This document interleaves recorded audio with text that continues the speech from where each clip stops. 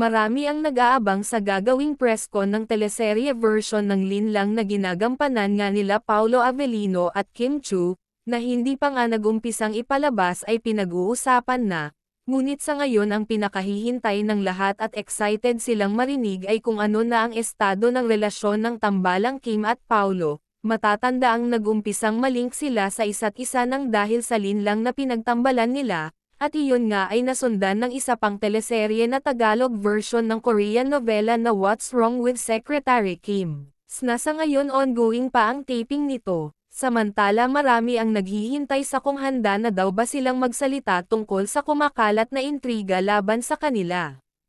Ang duda ng ilan si Kim Chiu ang dahilan kung bakit naghiwalay sina Paolo at Janine.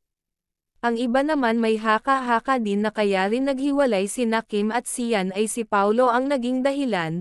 Paolo at Kim, ano masasabi nyo? Magpahayag na kaya sila.